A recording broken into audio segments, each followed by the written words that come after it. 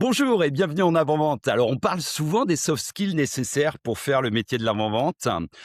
Pour moi, c'est la curiosité, l'écoute active, la crédibilité et puis aussi la résilience quand ça va pas très bien. Et donc, si toutes ces compétences étaient utiles, mais bien au-delà de l'avant-vente et notamment dans les premiers mois quand on rejoint une nouvelle société au poste d'avant-vente. Alors, c'est le parallèle qu'on va explorer aujourd'hui avec Julien, qui va nous raconter ses 100 premiers jours dans le département d'avant-vente qu'il vient d'intégrer. Alors, restez bien jusqu'à la fin de l'épisode, car c'est Julien qui va vous donner des conseils sur un onboarding qui lui a réussi. Bonjour Julien. Bonjour Pascal.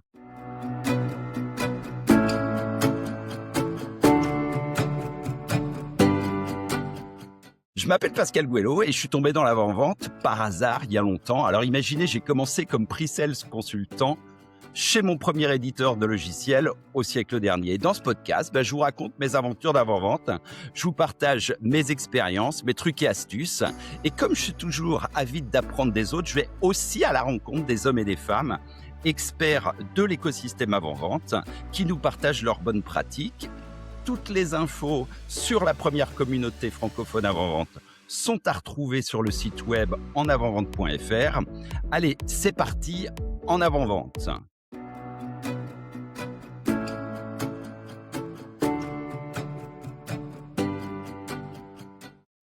Julien, je suis ravi de t'accueillir sur le podcast en avant-vente. Alors, ma première question, c'est est-ce que tu peux te présenter?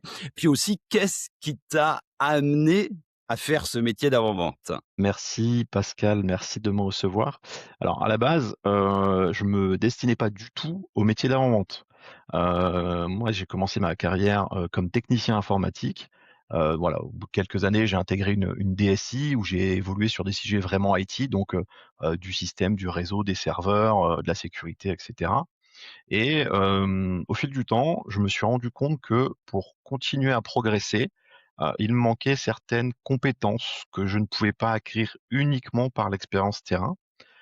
Et donc j'ai fait le choix de reprendre des études en alternance, donc tout en restant dans cette même, direction informatique, avec pour objectif d'obtenir un master et surtout, prendre davantage de hauteur sur des sujets alors qu'ils soient, techniques, organisationnels, gestion de projet et cetera. Et donc à l'issue de cette alternance, je suis, resté dans l'entreprise et j'ai évolué vers des missions qui correspondaient un peu mieux à mes attentes et à mes nouvelles, disons capacités. Mais, après quelques temps, passés là-bas, j'ai commencé à ressentir un besoin, de challenge, de nouveaux défis et donc j'avais envie de découvrir d'autres contextes, d'autres problématiques et de sortir de mon périmètre habituel. Et c'est là que, l'avant-vente est arrivé dans ma vie un peu par hasard, puisque je connaissais pas vraiment ce métier. En revanche, lorsque je faisais partie d'une DSI, j'avais affaire, à des commerciaux, à des avant-ventes qui venaient présenter leurs solutions. Donc en fait, j'étais à ce moment-là de l'autre côté de la table. Et lorsqu'on m'a contacté pour le poste d'avant-vente, ce qui a intéressé mes recruteurs à l'époque, c'était justement l'expérience que j'avais. J'avais vécu donc les problématiques des clients que j'allais ensuite accompagner, des contraintes budgétaires, des enjeux techniques, des arbitrages, voilà, des projets qui ne se passent pas toujours comme prévu. J'avais été, un utilisateur, parfois un décideur ou même un prescripteur avant, du coup, de devenir avant-vente. Et finalement, j'ai découvert un métier qui m'a tout de suite plu parce que, d'abord c'est challengeant, donc c'est ce que je recherchais. Chaque client est différent, chaque projet est différent. Il faut constamment apprendre, réapprendre, se remettre en question. Heu et surtout, ça permet de rencontrer énormément de monde. On échange avec des clients, avec des partenaires, des équipes produits, des experts métiers. Alors, on est au croisement de plein d'univers différents, là où dans une DSI de PME, ça nous amène naturellement à nous concentrer sur un environnement, restreint qu'on finit certes par très bien maîtriser, mais là voilà, l'avant-vente ouvre un champ beaucoup plus large, et on peut y découvrir des secteurs d'activité différentes, des problématiques variées, des façons de travailler parfois, radicalement opposées à celles que l'on connaît. Et donc ça fait maintenant, 5 ans que je suis dans le métier de l'avant-vente. Heu, j'ai d'abord commencé, dans mon domaine initial, donc celui des infrastructures informatiques, et depuis un peu plus d'1 an maintenant, j'ai basculé dans le monde du logiciel et notamment dans le monde du SaaS. Alors, on voulait parler ensemble, d'onboarding parce que ça fait un peu plus d'un an impacté, dans un nouveau poste, donc tu vas nous en parler. Mais d'abord, heu, moi, je voulais savoir ce qui t'a le plus surpris quand tu es arrivé, dans cette société, dans ce nouveau poste? Parce que tu vas nous dire aussi que finalement c'est un poste d'avant-vente, mais il y a plein de de postes différents d'avant-vente. Donc, qu'est-ce que tu as dû, réapprendre aussi? Ce qui m'a le plus surpris, c'est finalement que les à quel point les problématiques avaient changé, mais à quel point les compétences nécessaires pour réussir restaient les mêmes. Donc, de formation en infrastructure IT, j'accompagnais des sujets liés au système, au réseau, cybersécu, et cetera. Et aujourd'hui, je travaille dans un univers qui est complètement différent puisque j'accompagne des directions, comptables et financières sur des problèmes de traitement de factures, d'automatisation, de dématérialisation, de mise en conformité. Et donc j'ai dû réapprendre un tout nouveau métier, c'est-à-dire comprendre le fonctionnement et le quotidien d'un comptable, des les enjeux d'un directeur financier, des contraintes réglementaires, la réforme de la facturation électronique qui est, le sujet à la mode puisque, ça démarre en septembre. Et en parallèle, il a fallu que je découvre un nouveau portefeuille de solutions avec des fonctionnalités, des points forts, les limites, voilà, sur le marché. Heu et donc quand on arrive dans un nouvel environnement, on se raccroche naturellement à ce qu'on connaît déjà. Dans mon cas, j'ai évidemment capitalisé sur mon expérience IT, donc ça m'a permis de comprendre rapidement, ce qu'était un logiciel SaaS, les architectures sous-jacentes, les enjeux éventuellement de sécurité derrière, d'hébergement et cetera. Donc ça m'a évidemment, aidé à prendre mes marques plus vite. Néanmoins, j'ai rapidement compris que la difficulté, en fait, elle se trouvait pas là. Ce que je propose aujourd'hui, c'est pas une technologie pour la technologie. On apporte avant tout une réponse à une problématique métier et donc c'est probablement là le plus grand changement que j'ai dû intégrer. Dans l'IT, on répond généralement sur un problème technique. Je veux améliorer ma sécurité, je veux moderniser mon réseau, je veux renforcer mon système, voilà. Ça reste quand même très technique. Il existe toujours des impacts organisationnels, des impacts, humains, la réponse reste majoritairement technique. Alors que dans le monde du logiciel et dans le SaaS, la logique elle est différente. La technologie n'est qu'un moyen. Ce qui intéresse réellement le client, c'est l'optimisation de ses processus, le gain de temps pour les équipes, le retour sur investissement, la réduction des tâches manuelles, et cetera. Et donc j'ai dû apprendre à faire davantage la part des choses entre la technique, la vulgarisation, les enjeux métiers. Finalement, ce qui m'a le plus surpris, c'est que malgré le changement d'univers, les fondamentaux de l'avant-vente restaient les mêmes. Qu'on parle à un DSI ou qu'on parle à un directeur comptable, il faut d'abord comprendre les enjeux de l'interlocuteur, poser des questions, écouter avant de proposer, être curieux, préparer sa rendez-vous, gagner en confiance et en crédibilité auprès de son interlocuteur. Et donc, bien que les produits puissent changer, les métiers puissent changer, les interlocuteurs également. Toutes les compétences qui permettent de réussir dans le domaine de l'avant-vente, elles, restent assez étonnamment universelles. Et puis c'est intéressant parce qu'en fait, ce que tu évoques, c'est, de passer d'un profil avant-vente plutôt technique à un profil plutôt fonctionnel ou dit autrement, de la vente de produits à la vente de valeur. Exactement.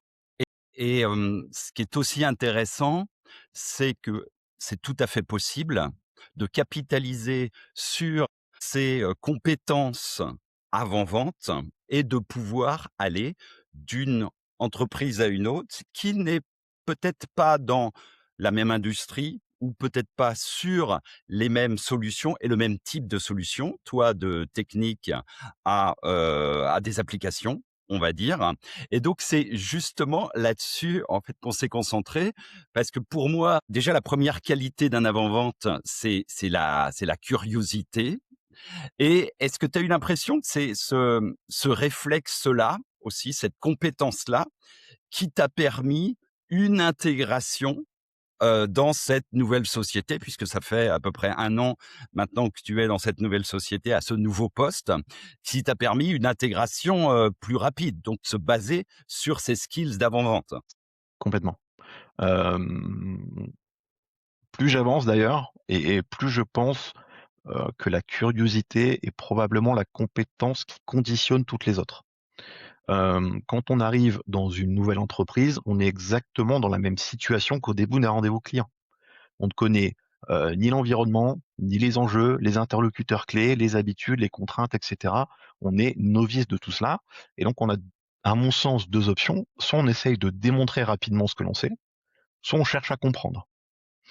Personnellement, j'ai opté pour la deuxième solution, parce que je pensais que c'était la bonne.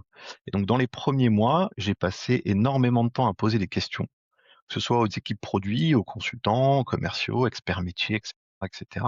Alors pas pour montrer, pas pour me faire voir et montrer que je connaissais leur métier, que je savais, mais au contraire, justement parce que je ne savais que je ne savais pas. Donc j'ai voulu participer typiquement à des Vie mon job pour comprendre les contraintes. Voilà, j'en ai fait un avec des équipes techniques, donc celles qui vont finalement prendre le relais après la phase commerciale. Et c'est exactement la même chose qu'il faut faire face à un client. C'est ce que je leur répète constamment à mes clients, c'est vous connaissez mieux votre écosystème que moi. Même si ça peut paraître comme ça évident, je pense que beaucoup d'avant-ventes tombent parfois dans le piège inverse. On maîtrise notre solution, notre marché, nos références clients, donc on est tenté de présenter rapidement ce qu'on sait faire. Et c'est absolument l'écueil qu'il faut éviter, à mon sens. Donc souvent, cette envie de présenter la solution et ce qu'on sait faire, ça vient aussi d'un besoin de réassurance. On se raccroche à ce qu'on connaît, les fonctionnalités, le produit, les démos, mais c'est exactement à ce moment-là qu'il faut se faire violence et faire l'effort inverse, accepter du principe qu'on ne connaît rien ou presque de la situation du client, accepter que derrière un besoin exprimé se cachent souvent des contraintes ou des habitudes, parfois des enjeux politiques internes ou organisationnels que l'on ne perçoit pas encore ou qu'on ne percevra peut-être jamais. Et c'est donc cette posture qui permet d'aller plus loin dans la compréhension du contexte pour au final proposer la solution réellement adaptée plutôt qu'une solution sur étagère qui conviendrait à ce client-là au même titre qu'un autre ou qu'un autre.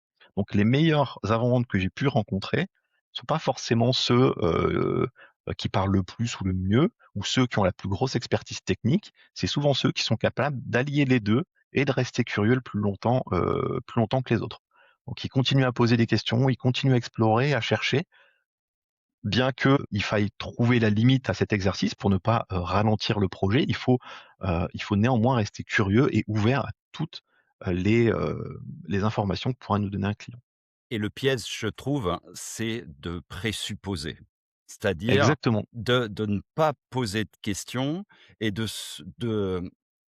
d'avoir compris ce que veut le client sans l'avoir écouté, et c'est un piège parce que, il faut écouter le client. C'est d'ailleurs à ça que servent, les phases de discovery. Alors tu parlais de curiosité, mais aussi, ce que tu disais, c'est sur les questions à poser.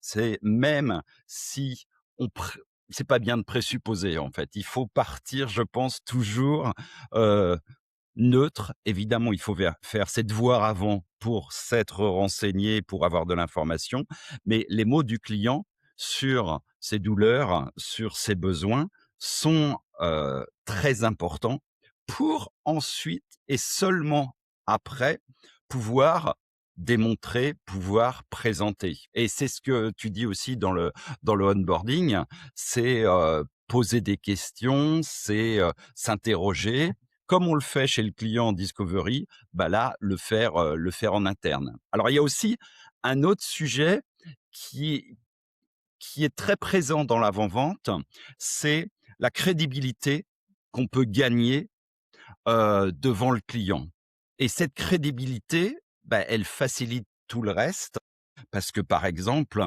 quand le client ou le prospect, nous croit, on n'a pas besoin de tout démontrer, de tout expliquer. Il y a une confiance. Est-ce que on peut faire un parallèle également avec ton intégration où, bah, il a fallu que tu construises cette crédibilité en interne puisque, tu étais nouveau, on ne te connaissait pas? On peut complètement faire un parallèle et d'ailleurs, il faut accepter de ne pas avoir toutes les réponses et il faut accepter de l'aide des autres. Et je pense que la crédibilité, la confiance se gagne à ce moment-là. En arrivant en tant que sachant, on peut adopter une certaine posture qui n'est pas la même que celle d'un curieux. La curiosité, c'est une posture et c'est accepter que les personnes qui nous entourent connaissent des choses que nous ignorons encore. Et à partir du moment où on adopte cet état d'esprit, l'onboarding devient beaucoup plus simple puisque chaque échange, ça devient une occasion d'apprendre, chaque réunion, ça devient une source d'information et chaque personne rencontrée peut nous apporter ses compétences. Et donc, il y a vraiment ce parallèle à faire euh, entre la découverte, la phase de discovery client et l'onboarding, en se disant je suis entouré de gens qui savent mieux que moi. Dans un rendez-vous client, c'est en effet une question de contexte. Dans l'intégration, c'est plutôt une question de compétences dans mon cas en tout cas, si tant est qu'on n'arrive pas dans l'entreprise évidemment avec un background qui justifie notre présence, mais en tout cas pour réussir son onboarding, il faut accepter que on ne sache pas les choses que nos interlocuteurs peuvent savoir parfois. Construire sa crédibilité. C'est aussi comme ça qu'on a construit sa crédibilité puisque, l'humilité, y est pour beaucoup. Quelqu'un d'humble donnera peut-être plus facilement envie qu'on l'aide. Donc arriver avec cette humilité auprès de ses collègues ou auprès des clients, nous fait gagner des points Alors, je voulais aussi aborder un autre moment, charnière, du cycle de vente, qui est la démonstration. Alors, tu as très bien dit que, il fallait, d'abord être curieux avant de démontrer ou de présenter. Donc la 1re vraie démonstration devant un client, c'est toujours un moment important. Comment tu l'as préparé, dans ton contexte, d'intégration? Et qu'est-ce qui s'est passé? Est-ce que ça s'est bien passé déjà? C'est déjà Alors, ça. je réponds à la première question avant de répondre à la Vas-y. dernière, si tu me le permets. On se tu laisses un suspense, on verra. Exactement. Non, bah, alors, en effet, je suis arrivé dans un domaine fonctionnel, que je ne maîtrisais pas à ce moment-là. Mais finalement, c'est pas très grave, puisque, il faut construire justement cette crédibilité sur plusieurs éléments. Donc la préparation, j'y reviens juste après concernant la démonstration, mais quand on manque d'expérience sur un sujet, on peut compenser par le travail. Mais c'est surtout la préparation qu'il faut mettre en avant. Aujourd'hui, je prépare moins mes rendez-vous que, il y a 1 an lors de mon intégration, puisqu'il y a certains automatismes et certaines compétences que j'ai acquises. Le deuxième levier, c'est plutôt l'honnêteté, de se dire, bah, ça je ne sais pas, je n'ai pas la réponse à ce moment-là. Par contre, je connais le bon interlocuteur pour y répondre, et cetera. Et le troisième levier, c'est la valeur qu'on peut apporter au-delà de l'expertise métier, notamment sur la partie avant-vente et ce que je mentionnais précédemment. Et concernant les démos, on est exactement dans cette typologie, cette approche, je dirais en 3 étapes. Avant même de réaliser ma première démo, j'ai commencé par observer celle des autres. J'arrive dans un écosystème que je maîtrise moins, j'ai besoin d'apprendre auprès de mes pairs. Donc j'ai demandé à plusieurs collègues si je pouvais assister à leur démonstration pour comprendre leur approche, la manière dont ils construisent le discours, ils gèrent les transitions, une formation interne avec un expert qui pratique ce métier depuis plusieurs années. Donc voilà, il y avait des bases quand même solides pour démarrer.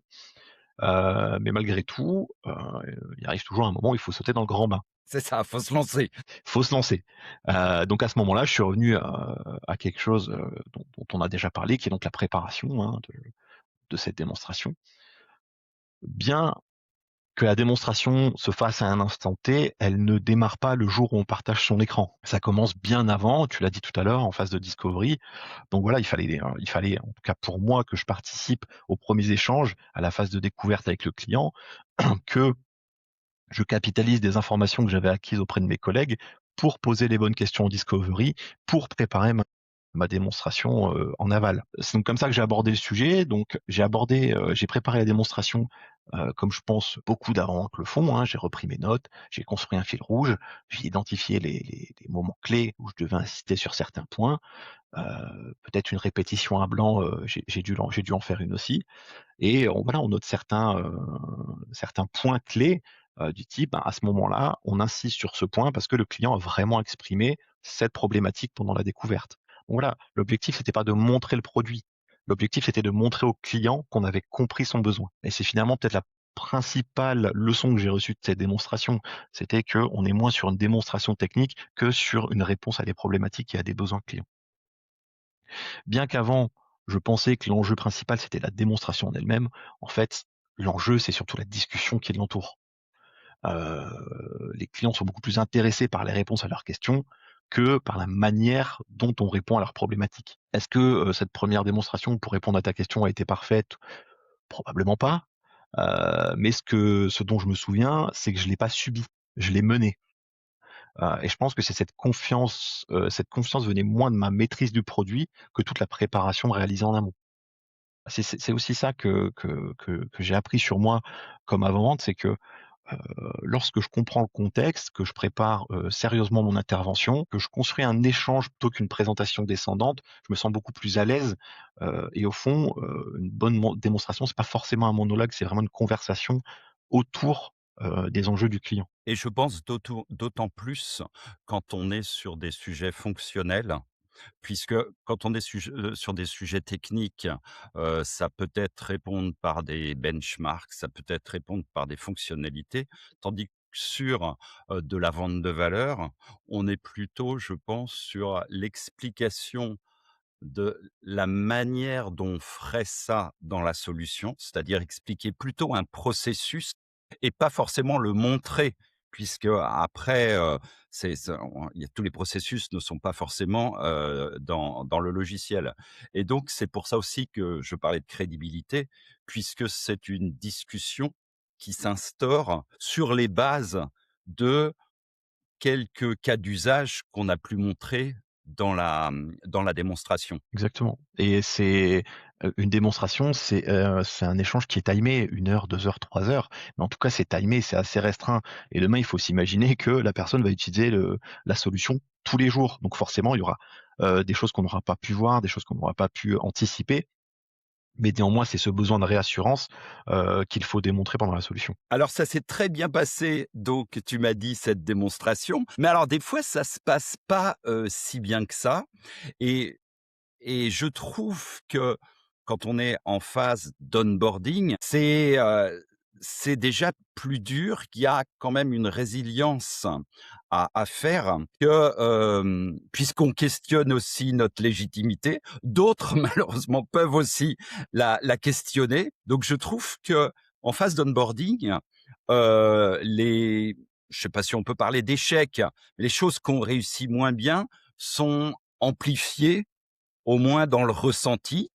Est-ce que toi, tu as eu comme ça, des choses qui n'ont pas marché, une démo qui n'a pas été où tu voulais ou évidemment des questions sans réponse parce que quand tu arrives, bah, tu ne sais pas tout ou même un deal perdu alors que tu avais beaucoup investi? Et comment tu t'es relevé de tout ça? Donc oui, en effet, les tu l'as dit en introduction, les premiers mois ont une saveur un peu particulière, et un challenge particulier puisque, on apprend un nouveau métier, mais surtout on le fait sous le regard de son employeur. Heu, il y a donc une double pression. D'un côté, on veut réussir ses projets, satisfaire les clients, contribuer aux résultats de l'entreprise, ça c'est super. Mais de l'autre côté, il y a aussi un enjeu personnel, réussir sa période d'essai et démontrer qu'on est bien à sa place. Heu, donc, voilà, c'est un enjeu qui est pas neutre en phase d'intégration, et je me souviens notamment d'un dossier sur lequel, heu, on était vraiment investi avec le commercial. Donc voilà, pour recontextualiser, j'habite à Lyon, et avec le commercial, on s'était déplacé jusqu'à Strasbourg, heu, voilà, pour faire une démonstration et une soutenance devant le client. Donc on y avait quand même consacré beaucoup de temps au projet, de préparation, d'échange, et puis bon, un déplacement, de plusieurs centaines de kilomètres, on a envie de le réussir. Tous les signaux semblaient positifs, la relation de confiance, elle s'était vraiment installée, et on était vraiment confiance. Pourtant, on n'a pas été retenu. Voilà, on était finaliste et on s'est pas fait, sélectionner. Donc forcément, sur le moment, c'est décevant, parce que derrière un projet, il y a pas que des démonstrations, des réunions, c'est de la préparation et c'est de l'investissement personnel, des déplacements, de l'énergie, peut-être aussi une forme d'attachement aussi à la réussite du projet. Heu, mais heu, mais ça m'a appris quand même quelque chose d'important, c'est que un projet perdu, ne doit jamais devenir un poids pour les suivants. Donc j'ai eu la chance notamment sur ce projet-là, d'être accompagné par un excellent commercial, avec beaucoup d'expérience sur qui je pouvais m'appuyer, qui m'a aussi montré qu'après une défaite, bah, la bonne réaction, c'était pas de chercher un coupable, s'enfermer dans la frustration, c'est de comprendre pourquoi on a perdu, qu'est-ce qui a fait la différence, qu'est-ce qu'on aurait pu faire différemment, et une fois ce travail réalisé, il faut repartir. Il faut pas que ce travail dure trop longtemps non plus. Parce que au final, dans un, binôme commerce avant-vente, on peut pas se permettre de rester bloqué sur un dossier perdu. D'abord parce qu'il y a d'autres projets et ensuite parce que la déception, elle est souvent partagée. Quand un avant-vente perd un projet, le commercial lui aussi perd un projet et les conséquences financières d'ailleurs sont souvent plus importantes pour le commercial que pour l'avant-vente. Donc il faut être résilient, et la résilience, ça consiste pas à ignorer l'échec ou à faire semblant qu'il n'existe pas, ça consiste à l'analyser rapidement, en tirer des enseignements et éviter que ça impacte les opportunités suivantes. Donc la meilleure leçon que j'en ai tirée, c'est qu'on apprend, souvent, des projets perdus. On apprend plus des projets perdus que des projets gagnés. Je vais conclure ma réponse par une question une réponse très instagrammable. Lorsqu'on perd, on progresse et lorsqu'on gagne, on célèbre. Je le mettrai en short. Mais c'est vrai, Oui, oui, et moi je suis tout à fait, convaincu aussi qu'on apprend beaucoup, des erreurs, si on sait, les analyser. exactement. Alors, dans la préparation de cet entretien, tu m'as fait part, d'un truc alors hem, qui m'a très, très intéressé. Oui, et tu vas nous en parler. Ah mais très bien. C'est ton rapport d'étonnement. Alors, je sais plus, tu nous le repréciseras, je crois que c'est au bout de 60 jours ou 100 jours, peu importe, tu nous le À peu diras. près, ouais. Donc c'est quand même quelque chose de rare de faire un rapport d'étonnement. Alors déjà, qu'est-ce qui t'a poussé à le faire? Est-ce que c'est ton manager qui t'a forcé? Est-ce que et puis concrètement, quel est le regard que tu as pu, mettre dans ce rapport? Qu'est-ce que tu as dit? Heu, je veux bien que tu nous en parles. Alors non, on ne m'a forcé à rien du tout. Si jamais mon employeur écoute, non, non, on ne m'a pas forcé. Non, en fait, ce qui m'a poussé à le faire, je pense que c'est une déformation professionnelle finalement, que nous devons tous avoir en tant qu'avant-vente, c'est de demander un feedback. Heu, donc après une démonstration, un atelier ou un projet, on cherche à comprendre ce qui a fonctionné, ce qui n'a pas fonctionné, ce qui pourrait être amélioré et ce qui a été perçu de la part de du client de notre intervention. Et donc je me suis dit qu'un onboarding, méritait finalement la même démarche. Avant de le rédiger, j'ai quand même pris une précaution. J'en ai parlé à ma hiérarchie, parce qu'un rapport d'étonnement, c'est toujours un exercice un peu particulier et selon la culture d'entreprise, ça peut être perçu, soit comme une contribution constructive ou au contraire comme une critique, très malvenue. Donc voilà, je leur ai demandé si l'exercice les intéressait réellement. Ça a été très positif. On m'a expliqué que ce type d'initiative était plutôt apprécié, voire même encouragé. Donc voilà, je l'ai réalisé. Hem Et maintenant dans la construction de ce rapport, je pense qu'il faut rester humble parce que faire un rapport d'étonnement uniquement pour se mettre en avant, ça n'a pas vraiment beaucoup d'intérêt. Si on n'a rien observé, si on n'a rien appris ou rien à apporter, ben, c'est un document, qui devient vite artificiel. Et donc l'objectif pour moi, c'était de me demander: «Je suis nouveau dans une entreprise, je viens pas de ce métier-là, je porte un regard différent de celui de mes collègues. Quelles questions je peux soulever? Quels constats je peux partager? Quelle expérience je pourrais, partager qui pourrait être utile à l'organisation?» Et ce qui est intéressant avec un regard neuf, c'est qu'il permet de voir des choses qui deviennent invisibles avec le temps. Typiquement, dans mon rapport d'étonnement, j'ai relevé un besoin davantage contextualiser les formations produits, avec des cas clients concrets. Puisqu'en effet, sans critique aucune, hein, contextualiser un produit par rapport à un besoin, c'était d'ailleurs la discussion de tout à l'heure, ça permet de mieux comprendre et de mieux mettre en avant le produit. Ou encore typiquement, acculturer les profils non comptables au métier de la finance, pour justement faciliter la compréhension de ce rapport avec les clients. Donc c'est pas forcément, des découvertes pour l'entreprise. Certaines réflexions existaient probablement déjà en interne, mais en tout cas un regard extérieur permet, parfois de remettre certains sujets sur la table. Et l'autre chose importante dans un rapport d'étonnement, c'est plutôt une question de timing. Alors je l'ai fait, oui, à peu près à 60-70 jours, quelque chose comme ça. Si on rédige trop tôt, ben, on manque de recul et d'éléments concrets et si on le rédige trop tard et ben, on commence peut-être à adopter des habitudes de l'entreprise, intégrer sa culture, peut-être parfois reprendre inconsciemment les opinions des autres. Donc voilà, c'est vraiment une question de timing, qui est très importante pour que, ça soit le plus frais possible, mais néanmoins avec un minimum de contenu intéressant. La fenêtre est assez courte, pour suffisamment, comprendre les choses, mais, être assez extérieur pour les questionner. Je trouve ça super intéressant de le faire et je trouve que c'est une très bonne idée, à proposer. Et puis aussi, je trouve que, on voit aussi en le proposant la culture d'entreprise. Et Exactement. c'est aussi intéressant de voir, est-ce que, c'est une culture d'entreprise qui, accepte de se remettre en question, accepte, je dirais pas les critiques, mais voilà, les questions qu'on peut se poser et une entreprise qui veut s'améliorer? À titre personnel, c'est aussi intéressant puisque, dans un rapport d'étonnement, on pose aussi des questions, on s'attend peut-être à avoir des réponses. Pourquoi ceci n'existe pas? Bah, en fait, ça existe, mais tu le sais peut-être pas encore Mmh, et donc ça permet aussi de se rassurer soi-même en se disant: «Bon, mon besoin est bien couvert dans l'entreprise, c'est juste que je ne le savais pas encore». Donc voilà, il y a quelque chose aussi de rassurant à titre personnel de le faire et si c'est accepté par l'entreprise, en effet, ça peut en dire beaucoup et on parlait de période d'essai tout à l'heure, hein, ça peut aller dans un sens comme dans l'autre. Ça permet aussi peut-être de se réassurer quant à son avenir dans l'entreprise. ouais. Mmh.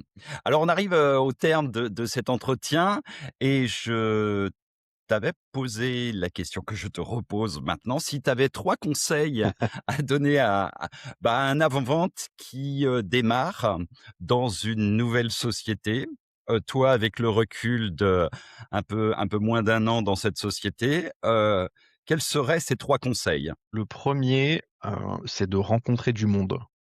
Hem, Quand on arrive dans une entreprise, on se concentre sur les produits, les procédures, les outils, toute la partie, fonctionnelle et technique.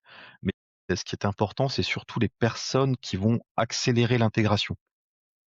Il faut prendre du temps avec chaque corps de métier qui touche son rôle, les commerciaux, les consultants, les produits, les chefs de projet et cetera et cetera.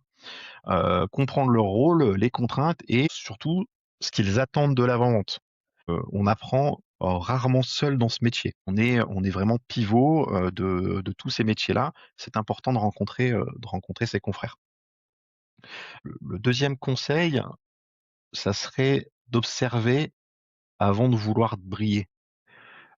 C'est vraiment d'assister au rendez-vous de ses collègues, regarder comment se mener une phase de découverte, comment sont construites les démonstrations, comment répondre aux objections ou gérer des situations plus ou moins compliquées.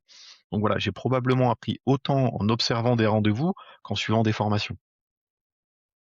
Hem Et le dernier conseil, c'est surtout de s'intéresser à ce qui se passe après la vente. On passe beaucoup de temps à parler des produits, des démos, des signatures. Dans la vraie vie du client et celle avec laquelle il va passer le plus de temps, avec notre produit ou notre entreprise, c'est après la vente. Donc allez voir les équipes de déploiement, les consultants, le support et cetera, et comprenez, les difficultés qu'ils rencontrent et les raisons pour lesquelles certains projets réussissent mieux que d'autres. À titre personnel, lors de ma phase d'onboarding, j'ai demandé à réaliser un Vie mon job avec les équipes de déploiement. Je voulais comprendre ce qui se passait après, les démos et les échanges commerciaux. Donc voilà, faut pas chercher à être expert rapidement du produit. Il faut d'abord chercher à comprendre les personnes, les clients, l'écosystème, heu, dans lequel on évolue. Bah, très bien, écoute, ça me semble, heu, très pratique et très actionnable pour, tous ceux qui qui commencent un nouveau job, comme nouvel avant-vente ou dans une nouvelle entreprise. On arrive à la fin de cet échange et je vais te laisser, Julien, le mot de la fin. C'est à toi. Ah merci. Hem, Bah, je reprendrai ce que je viens de dire finalement. Avant de s'intéresser aux produits, intéressez-vous aux personnes. Heu Ce que cette première année m'a confirmé, c'est que c'est un métier avant tout de relations humaines. J'ai appris énormément, grâce à mes collègues qui travaillent dans d'autres départements, mais qui sont évidemment en lien avec mon métier. Grâce aux clients, qui m'ont partagé leurs problématiques et leurs contraintes sur lesquelles j'ai pu potasser et du coup me faire mon expérience. Heu, Finalement, je me rends compte que les personnes qui m'ont fait le plus progresser, c'est pas forcément celles qui m'ont parlé des produits. C'est plutôt celles qui m'ont expliqué leur métier, leur quotidien, les difficultés ou la manière de voir les choses, puisque évidemment l'angle dans lequel on se place, varie énormément en fonction, heu, du métier que l'on fait. Donc je pense que c'est impossible d'être un bon avant-vente si on s'intéresse pas sincèrement aux autres, parce qu'au fond, notre métier, c'est pas de présenter des solutions. Notre métier, c'est de comprendre des personnes et pour les aider à résoudre des problèmes. Parce que les produits évoluent, les marchés évoluent, les réglementations évoluent, mais pour comprendre les hommes, comprendre leurs motivations, leurs craintes, et leurs attentes, ça restera toujours au cœur de notre métier. Et je pense que c'est aussi pour ça que je pratique ce métier depuis quelques années et que je m'en lasse pas. Eh ben, merci Julien pour ce retour d'expérience très concret sur tes 100 premiers jours à l'avant-vente, alors qui illustre que les compétences de l'avant-vente, on a parlé d'humilité, de curiosité, d'écoute, de crédibilité, on a parlé de résilience aussi. Ça s'arrête pas à la porte du client, mais ça sert dans beaucoup de situations et notamment dans un onboarding réussi. Donc c'était un très bon échange. Alors si vous avez des remarques, des questions, retrouvez-moi sur LinkedIn. J'ai une page dédiée qui s'appelle En avant-vente. Et puis je taguerai également Julien dans mes publications LinkedIn. Donc n'hésitez pas à lui écrire directement si vous avez d'autres questions. Toutes les infos sur la première communauté avant-vente francophone sont disponibles sur le site web enavantvente.fr, tout attaché. Et je vous dis à très bientôt. Portez-vous bien. Allez, en avant-vente. Merci Julien. Merci Pascal.